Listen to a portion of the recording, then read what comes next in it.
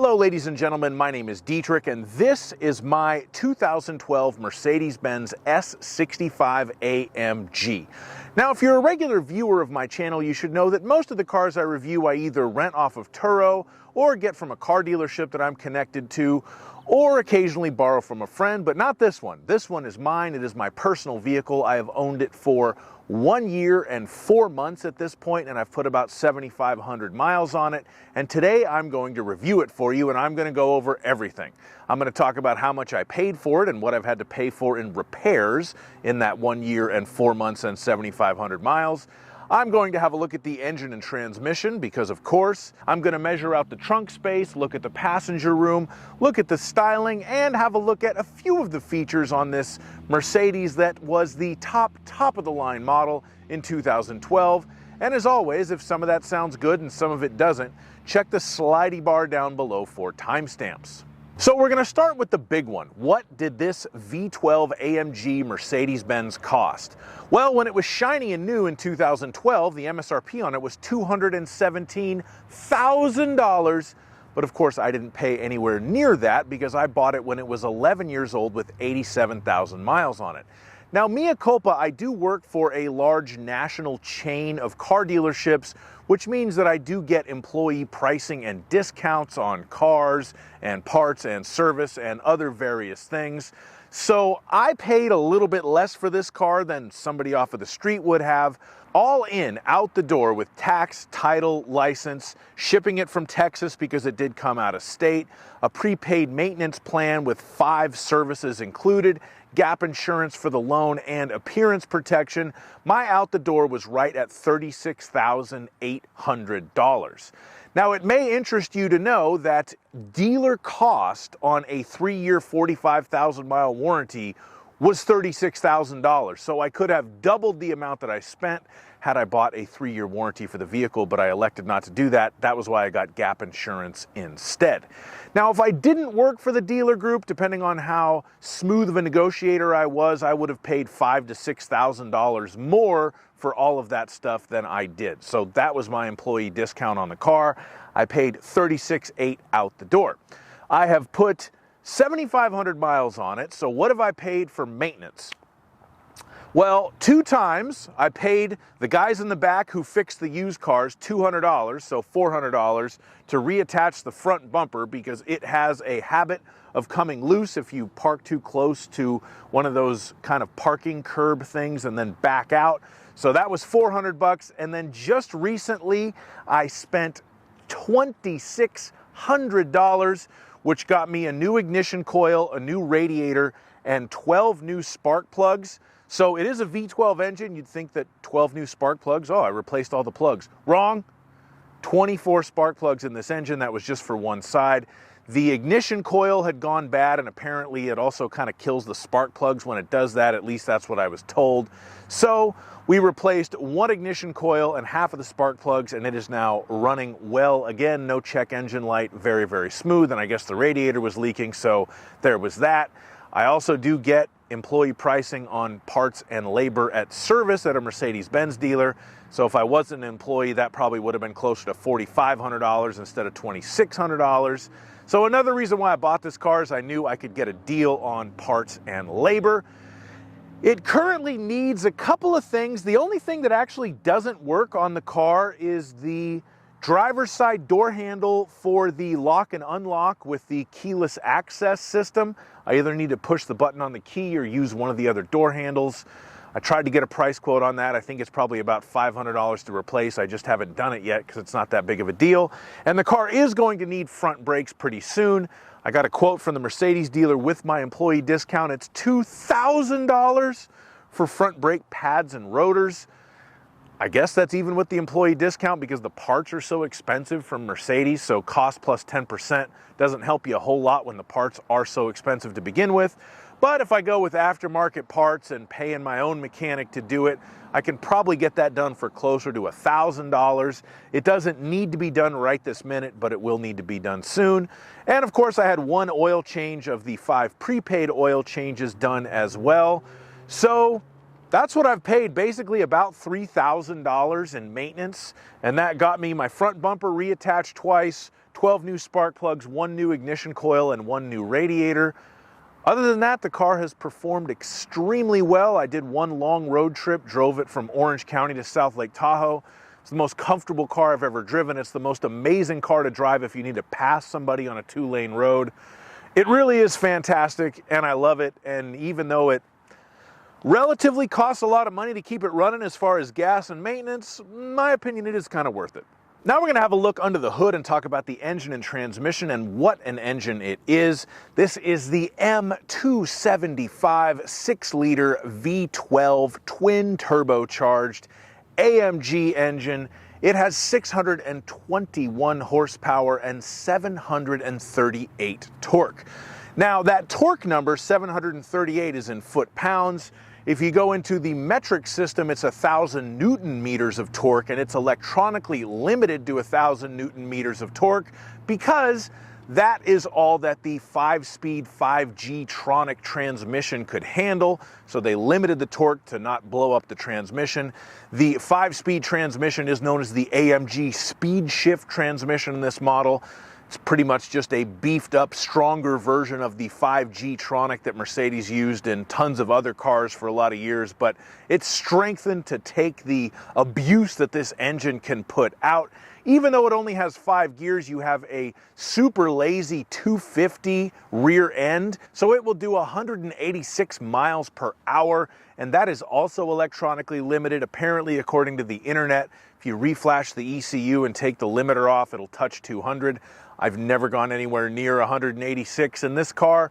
Fastest I've had it, honestly, is about 135 miles per hour, and the way that it goes from 100 to 135 is just insane. The car really only feels fast above 100 miles an hour. The V12 does produce an amazing amount of power, but because it's so quiet and so smooth, you don't quite get that sensation of speed that you do from other cars. And really, this car and this engine have ruined my perception of speed. It's very rare that I get into a car and think it's fast, even if it is a fast car. I very specifically remember getting into the new Ford Mustang GT the first time I ever drove one. 486 horsepower V8, 10-speed automatic. Got it out on the highway and put my foot down, accelerated, and thought, God, this thing is supposed to be fast. It doesn't feel all that fast. And then I realized, oh yeah, I spent the last 3 days driving my S65. Why would it feel fast? But this is an amazing engine, an amazing transmission, and I'm so glad that I've been able to live with it and experience what a V12 is like. It really is different. I've had a couple of cars with V8s. V8s give you good power, great flexibility, but a V12 is just so much smoother and so much more, and especially this one, this twin-turbo hand-built AMG model. I will put up on the screen right now who built the car. His little signature is on there. I'm not big into the AMG forums, so if you know who that person is, give him a shout out in the comments, I guess. But yeah, great engine, great transmission. Love driving this car. All right, now we are going to measure out the trunk space in my S65 AMG just out of habit. So we'll get the old laser tape measure and do just that. The length from the back of the back seat to the rear part of the trunk, 3 feet and 2 inches. The maximum width of the trunk from there to inside of the cubby hole right there, 3 feet and 1 inch. I must say none of these measurements are very impressive. It is a pretty square trunk because the measurement of the width at the rear of the trunk is 2 feet and 11 inches. The height of the trunk is 1 feet and 6 inches, but of course it is finished beautifully. We have carpet up here. There's a little opening for the Bang & Olufsen sound system. We have some hooks to put cargo right there. There is a 12-volt power outlet in the back of the trunk. And we do have a spare tire and some tools, which makes up for the fact that you can't fold the seats down. So that is the trunk in an S65 AMG. Now we're going to have a look at the passenger room on this S65 AMG. For this measurement, I'll use myself. I'm 6'5", so let's see how this works.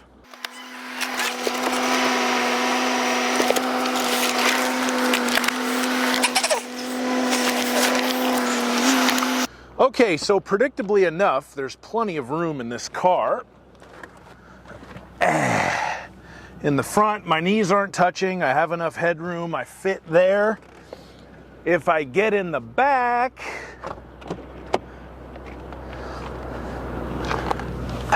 plenty of room. I feel absolutely comfortable as can be. Now, there's an interesting thing.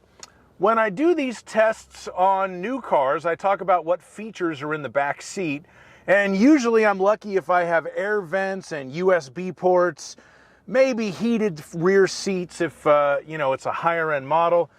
In this car, I have cooling rear seats. I have heated rear seats. If I feel so inclined, on the passenger side, I can move the front seat forward to give myself more room. I also have power rear seats, and the headrest just popped up on their own because it knows somebody is in the back seat. The outboard headrests anyway. Of course, we have quad zone automatic climate control in this car, so I can change the temperature for my side or the other side or whatever. And I can turn it off. No USB ports in the back, but we do have a household style 115 volt power outlet there, so you could plug in a USB fast charger or charge your laptop or something along those lines. Rear seat entertainment came standard in the S65 AMG, and if we open this up, we have a whole bunch of controls. So the way this works, if I do R, now I'm controlling the right seat, and then this changes the side bolsters, and then this changes the lumbar support up and down, and then you also have massaging rear seats that are controlled with this. So those are your adjustments for the back seats. And then in here is the remote control for the rear seat entertainment. It does still work in this car.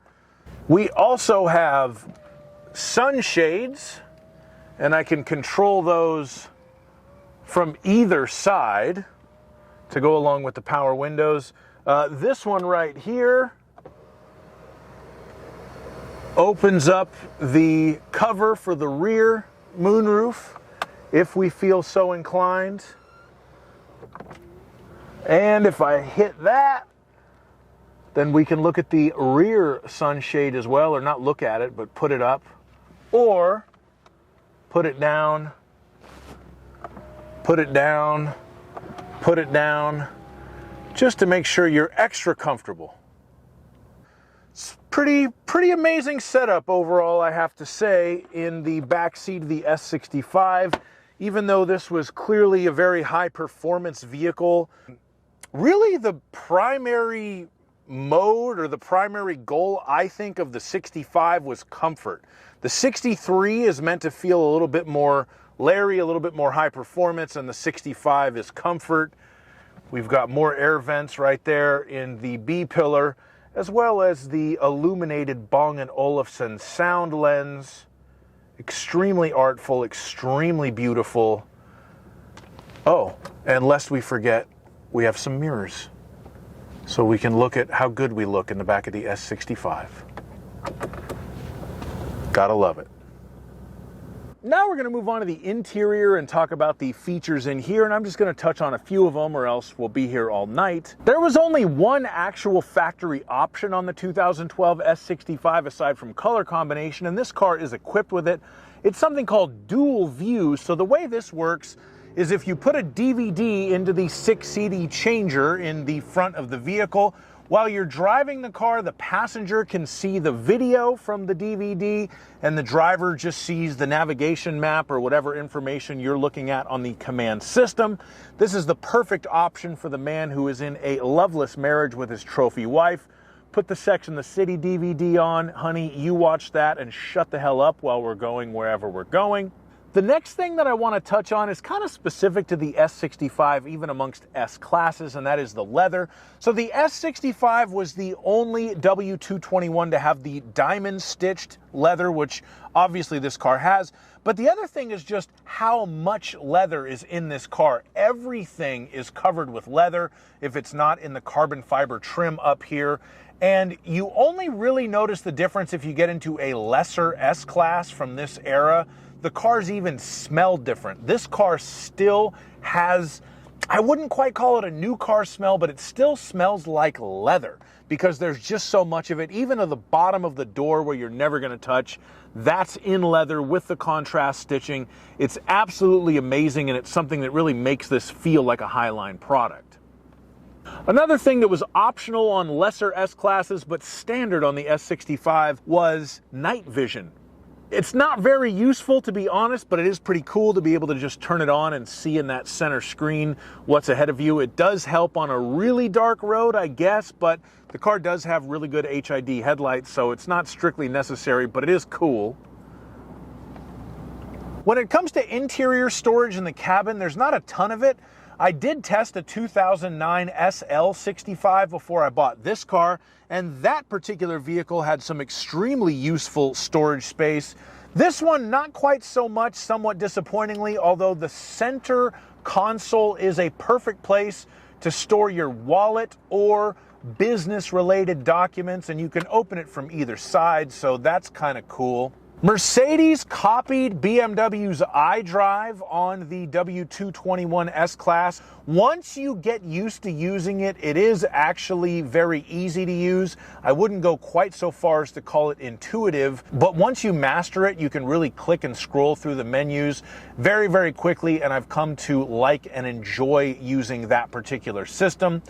It does control the 19-speaker Bang & Olufsen sound system with a 1200-watt amplifier. You have 15 regular speakers and then the 4 illuminated sound lenses on each outboard seating position. Very, very beautiful, very artful, and an incredible stereo system. However, since this design dates back to 2007 as far as the W221 chassis, of all the million billion features that you have in here, you do not have Bluetooth audio streaming. There is a workaround. You buy this little dongle for $20 off of eBay and plug it into the multimedia interface. Then you can have some Bluetooth audio streaming. It doesn't work perfectly, but it works well enough, and I've been using it pretty much the whole time I've had the car, and it works fine. Another thing this car had that was way ahead of its time is ambient lighting, and you can even change the color. There's only 3 colors. You can have it kind of orange, which matches all the orange lighting on the switches in the car. You can have it in what they call neutral, which is slightly lighter orange.